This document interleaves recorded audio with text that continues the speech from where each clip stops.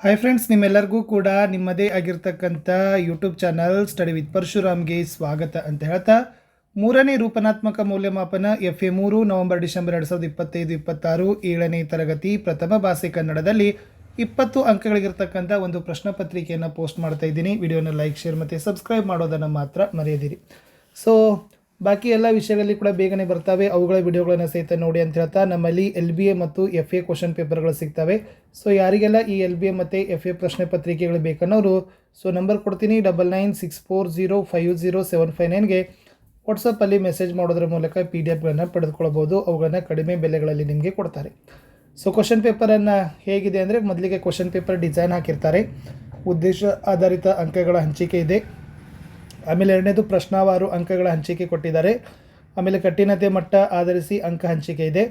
ಆಮೇಲೆ ಪಾಠವಾರು ಅಂಕ ಹಂಚಿಕೆ ಇದೆ. ಸೊ ಏನು ಮಾಡಿದ್ದೀವಿ, 2 ಗದ್ಯ ಮತ್ತು 2 ಪದ್ಯ ತೆಗೆದುಕೊಂಡಿದ್ದೀವಿ, ಪೂರಕ ಪಾಠಗಳನ್ನು ತೆಗೆದುಕೊಂಡಿಲ್ಲ. ಪರಿಸರ ಸಮತೋಲನಕ್ಕೆ 1 ಅಂಕದ 2, 2 ಅಂಕದ 1, 3 ಪ್ರಶ್ನೆ 4 ಅಂಕ. ಇನ್ನು ಚಗಳಿ ಇರುವೆದಲ್ಲಿ 1 ಅಂಕದ 1, 2 ಅಂಕದ 2, 3 ಪ್ರಶ್ನೆ 5 ಅಂಕ. ಅಚ್ಚೇವು ಕನ್ನಡದ ದೀಪ ಪದ್ಯ ಪಾಠಕ್ಕೆ 1 ಅಂಕದ 2, 2 ಅಂಕದ 2, 4 ಪ್ರಶ್ನೆ 6 ಅಂಕ. ಬಿಡುಗಡೆ ಹಾಡು ಪದ್ಯಕ್ಕೆ 1 ಅಂಕದ 1, 4 ಅಂಕದ 1, ಒಟ್ಟು 2 ಪ್ರಶ್ನೆ 5 ಅಂಕ.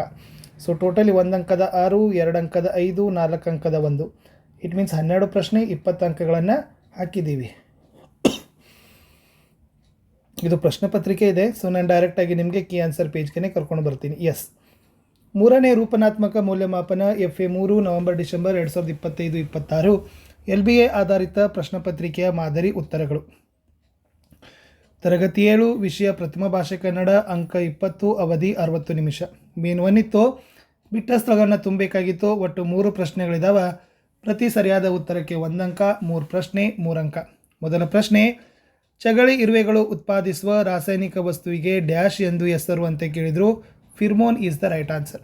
ಎರಡನೇ ಪ್ರಶ್ನೆ, ಸ್ವಾತಂತ್ರ್ಯ ಇಲ್ಲದ ಬದುಕು ಡ್ಯಾಶ್ಗೆ ಸಮಾನವಾದುದು ಅಂತ ಕೇಳಿದ್ದಾರೆ. ಸೊ ಸ್ವಾತಂತ್ರ್ಯ ಇಲ್ಲದ ಬದುಕು ನರಕಿಗೆ ಸಮಾನ, ನರಕ ಅನ್ನೋದು ಸರಿಯಾದ ಉತ್ತರ ಬರ್ತದೆ. ಮೂರನೇ ಪ್ರಶ್ನೆ, ಎಲ್ಲಾದರೂ ಇರು ಎಂತಾದರೂ ಇರು ಎಂದೆಂದಿಗೂ ನೀ ಕನ್ನಡವಾಗಿರು, ಈ ಹಾಡನ್ನು ಬರೆದವರು ಯಾರು ಅಂತ ಕೇಳಿದರು. So the right answer is Kuvempu ಅಂತಕ್ಕಂಥದ್ದು ಸರಿಯಾದ ಉತ್ತರ ಬರ್ತದೆ. ಇನ್ನು ಆವರಣದಲ್ಲಿ ಸೂಚಿಸಿದಂತೆ ಬರಿಬೇಕು. ಸೊ ಫಸ್ಟ್ ಇತ್ತು ನಿರ್ಮಾಣ ಅಂತ ಇದೆ. ಈ ಪದ ಬಳಸಿ ಸ್ವಂತ ವಾಕ್ಯವನ್ನು ರಚಿಸಬೇಕಿತ್ತು. ಕಳೆದ ವರ್ಷ ನಮ್ಮ ಶಾಲೆಯ ಹೊಸ ಕಟ್ಟಡ ನಿರ್ಮಾಣಗೊಂಡಿತು ಅಂತ ಇದೆ. ಆರ್ದ್ರತೆ, ಈ ಪದದ ಅರ್ಥ ಬರಿಬೇಕಿತ್ತು.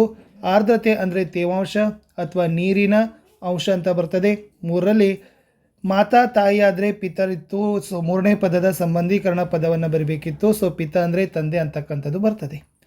ಇನ್ನು ಮೇನ್ಸ್ 3ದಲ್ಲಿ 2-3 ವಾಕ್ಯದ ಉತ್ತರಗಳನ್ನು ಬಯಸ್ತಕ್ಕಂಥ 4 ಪ್ರಶ್ನೆಗಳಿತ್ತು. ಪ್ರತಿ ಸರಿಯಾದ ಉತ್ತರಕ್ಕೆ 2 ಅಂಕ, 4 ಪ್ರಶ್ನೆ 8 ಅಂಕ. ಪ್ರಶ್ನೆ 5, ಯೋಜನೆ ತಯಾರಿಸುವ ವಿಜ್ಞಾನಿಗಳು ಯಾವ ರೀತಿಯ ಮುನ್ನೆಚ್ಚರಿಕೆ ವಹಿಸಬೇಕು? ನಿಸರ್ಗದ ಆಗು ಹೋಗುಗಳನ್ನು ವಿವರವಾಗಿ ಅಭ್ಯಸಿಸಿ ಮಾನವನ ಚಟುವಟಿಕೆ ಮಾನವನಿಗೆ ಕಂಟಕಪ್ರಾಯವಾಗದಂತೆ ಮುನ್ನೆಚ್ಚರಿಕೆ ವಹಿಸಬೇಕು ಅಂತ ಬರೆದ್ರೆ ಆಗ್ತದೆ. ಪ್ರಶ್ನೆ 8, ಗೋಪಾಲಕೃಷ್ಣ ಇರುವೆಗಳು ಎಂದರೆ ಯಾರು? ಇವರ ಕೆಲಸವೇನು ಅಂತ ಕೇಳಿದರು. ಸೊ ಗೋಪಾಲಕೃಷ್ಣ ಇರುವೆಗಳೆಂದರೆ ಕೆಲಸಗಾರರ ಇರುವೆಗಳು. ಇವುಗಳ ಕೆಲಸ ತಿಗಣಿ ಮತ್ತು ಜಿಗಿ ಹೂಳುಗಳನ್ನು ಅವು ಗೂಡು ಮಾಡಿರುವ ಮರಗಿಡಗಳಲ್ಲಿ ತಂದಿಟ್ಟು ಸಾಕ್ತಕ್ಕಂಥದ್ದು. ಇನ್ನು ಚಗಳಿ ಇರುವೆ ಶತ್ರುವನ್ನು ಹೇಗೆ ಎದುರಿಸ್ತದೆ ಅಂತ ಕೇಳಿತ್ತು. ಇಲ್ಲಿ ಚಗಳಿ ಇರುವೆಗಳು ಶತ್ರುಗಳನ್ನು ನೋಡಿ ಓಡುವುದಕ್ಕೆ ಬದಲಾಗಿ ತಿರುಗಿ ನಿಂತು ಕಚ್ಚಲು ಸಿದ್ಧವಾಗುತ್ತವೆ. ಹಾಗೂ ತನ್ನ ಹಿಂಭಾಗವನ್ನೆತ್ತಿ ಹೊಟ್ಟೆ ಅಡಿಯಲ್ಲಿರುವ ಗ್ರಂಥಿಗಳಿಂದ ಅಪಾಯದ ಫಿರ್ಮೋನ್ ಎಂಬ ರಾಸಾಯನಿಕವನ್ನು ಗಾಳಿಯಲ್ಲಿ ಸಿಂಪಡಿಸಿ ಕೆಲವೇ ಕ್ಷಣಗಳಲ್ಲಿ ಸುತ್ತಮುತ್ತ ಇರುವ ಎಲ್ಲ ಚಗಳಿ ಇರುವೆಗಳು ಯುದ್ಧ ಸನ್ನದ್ಧರಾಗುವಂತೆ ಒಗ್ಗಟ್ಟಾಗುವಂತೆ ಮಾಡುತ್ತವೆ ಅಂತ ಬರೆದ್ರೆ ಸಾಕು. ಇನ್ನು ಕನ್ನಡ ಮಾತೆಯನ್ನು ಹೇಗೆ ಆಧರಿಸ್ತಾರೆ ಅಂತ ಕೇಳಿದರು. ಕವಿಯು ವಿವಿಧತೆಗಳಲ್ಲಿ ಏಕತೆಯನ್ನು ಕಂಡ ನಾಡು ನಮ್ಮದು. ಜನರು ತೊಡುವ ಉಡುಗೆ ತೊಡುಗೆ, ಆಹಾರ ವಿಹಾರ, ನಡೆನುಡಿಗಳಲ್ಲಿ ವಿವಿಧತೆಯೊಂದಿಗೆ ನಾವೆಲ್ಲ ಒಂದು ಎಂಬ ಒಗ್ಗಟ್ಟಿನಿಂದ ಬದುಕಿ ಬಂದವರು. ನಮ್ಮ ನಾಡಿನ ಭಾಷೆ ಕನ್ನಡ, ನಾಡ ಭಾಷೆಯಾದ ಕನ್ನಡ ಇಂದು ವಿವಿಧ ಕಾರಣಗಳಿಂದ ನಾಡಿನವರಿಂದ ದೂರವಾಗುತ್ತಿದೆ. ಭಾಷೆ ಬಗ್ಗೆ ಅಭಿಮಾನ ಬೆಳೆಸಿಕೊಳ್ಳಬೇಕಾದ ಅನಿವಾರ್ಯತೆ ನಮ್ಮ ಮೇಲಿದೆ.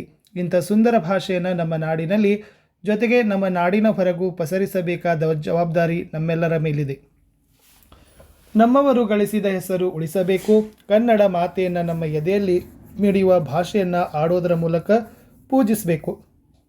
ನಮ್ಮ ಭಾಷೆ ಬೆಳಕು ಪ್ರಪಂಚದೆಲ್ಲೆಡೆ ಪಸರಿಸಬೇಕು.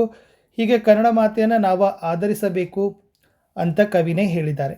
ಇನ್ನು ಸ್ಥಳ ಕಾಲ ಕೃತಿ ಪರಿಚಯ ಬರಿಬೇಕು. ಸೊ ಒಂದು ಪ್ರಶ್ನೆ 2 ಅಂಕ DS ಕರ್ಕಿ ಅಂತ ಇತ್ತು.